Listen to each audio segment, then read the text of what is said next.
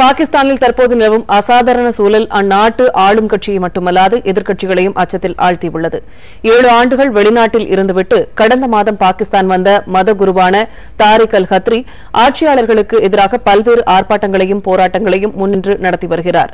ஆட்சியாளர்கள் உடனடியாக பதவி விலகவில்லை எனில் மக்களே அதை செய்துவிடுவார்கள் என எச்சரித்துள்ள அவர் ஆட்சி கவிழும் வரை தனது போராட்டம் ஓயாது என்று கூறியுள்ளார். இந்த ஆண்டு பொதுத் தேர்தல் வரவுள்ள நிலையில் ஏற்பட்டிருக்கும் இந்த அரசியல் சுனாமியின் பின்னணியில் வெளிநாட்டு சதி ஏதும் இருக்குமோ என்ற அச்சம் பாகிஸ்தான் அரசியல் கட்சிகளிடையே ஏற்பட்டுள்ளது. ஒருவேளை இது நாட்டில் மீண்டும் ராணுவ ஆட்சி ஏற்பட வழிவகுத்து விடுமோ என்ற அச்சமும் பாகிஸ்தான் அரசியல் நோக்கர்களிடையே ஏற்பட்டுள்ளது. இந்த பதட்டமான சூழ்நிலையில் பாகிஸ்தானின் கடந்த கால ராணுவ ஆட்சி வரலாற்றை சற்று திரும்பி பார்ப்போம். இந்தியாவுடன் சேர்ந்து சுதந்திரம் பெற்று 65 ஆண்டுகளை கடந்த போதும் தொடர்ந்து ஜனநாயக பாதையில் நடைபோட முடியாத நாடாக உள்ளது பாகிஸ்தான். மக்களால் தேர்ந்தெடுக்கப்பட்ட அரசை கைப்பற்றும் ராணுவத்தின் முயற்சி இங்கு 1949லேயே தொடங்கியது. பல முயற்சிகள் தோல்வியில் முடிந்தாலும் 1958இல் ராணுவம் வெற்றி பெற்றது.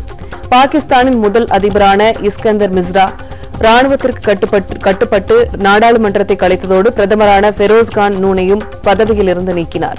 மேலும் ராணுவ தலைமை தளபதியான அயூப் கானை தலைமை நிர்வாகியாக நியமித்தார். எனினும் அடுத்த 13 நாட்களுக்குள் அதிபர் பதவியிலிருந்து மிர்சாவை நீக்கிவிட்டு தானே அதிபரானார் அயூப் கான்.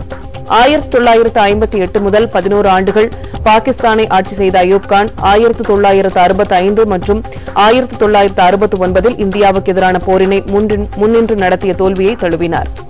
இதனால் ஏற்பட்ட நெருக்கடியை அடுத்து 1969இல் தனது பதவியை ராஜினாமா செய்துவிட்டு நாட்டின் ஆட்சி பொறுப்பை ஜெனரல் யஹ்யா கானிடம் வழங்கினார். 1971இல் நடந்த இந்தியா பாகிஸ்தான் யுத்தத்தில் ஏற்பட்ட தோல்வியை அடுத்து யஹ்யா கானும் தனது பதவியை ராஜினாமா செய்தார். யஹ்யா கானின் 13 ஆண்டுகால ராணுவ ஆட்சி முடிவுக்கு வந்து 1971இல் பாகிஸ்தான் மக்கள் கட்சியின் ஜுல்பிகர் அலி புட்டோ நாட்டின் ஆட்சி பொறுப்பை ஏற்றார். 2 ஆண்டுகள் அதிபராக இருந்த அவர் பின்னர் அதிபர் பொறுப்பை ஃபைசல் இலாஹியா சௌத்ரி வசம் ஒப்படைத்துவிட்டு பிரதமர் பொறுப்பை ஏற்றார். எனினும் அதிகாரங்கள் அனைத்தும் பூட்டோ வசமே இருந்தன. அப்போதுதான் 2வது ராணுவ புரட்சி ஏற்பட்டது. 1977இல் ஏற்பட்ட இந்த புரட்சியை அடுத்து 1978இல் சௌத்ரி தனது அதிபர் பதவியை ராஜினாமா செய்துவிட்டு அதிபருக்கான அதிகாரத்தை ராணுவ தளபதி முகமது ஜியா உல் ஹக்கிடம் வழங்கினார். 10 ஆண்டுகள் அதிபராக இருந்த ஜியா உல் ஹக் 1988இல் நிகழ்ந்த விமான விபத்தில் பலியானார். 1988க்கு பிறகு 1999இல் மீண்டும் ராணுவ ஆட்சியின் கீழ் வந்தது பாகிஸ்தான்.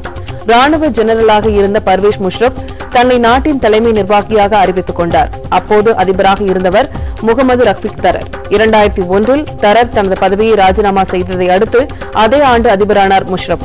2007இல் பாகிஸ்தான் உச்சநீதிமன்ற நீதிபதி இப்திகார் சௌத்ரியை பணியிடை நீக்கம் செய்த முஷரப் பின்னர் நாட்டில் அவசர நிலை பிரகடனத்தை அறிவித்தார். இதையடுத்து 2008ஆம் ஆண்டு அந்த அதிபர் பதவியை ராஜினாமா செய்துவிட்டு குடும்பத்துடன் வெளிநாட்டிற்கு தப்பிச் சென்ற பர்வேஸ் முஷரப் தற்போது லண்டனில் வசித்து வருகிறார். முஷரப்புக்கு பிறகு அதிபராக பதவியேற்ற பாகிஸ்தான் முஸ்லீம் லீக் கட்சியின் முகமது மியான் சூம்ரோ 1 மாதம் கூட தாக்குப்பிடிக்க முடியாமல் பதவி விலகினார். அவருக்கு பிறகு அதிபராக பதவி பெற்றவர் பாகிஸ்தான் மக்கள் கட்சியின் ஆசிப் அலி ஜர்தாரி.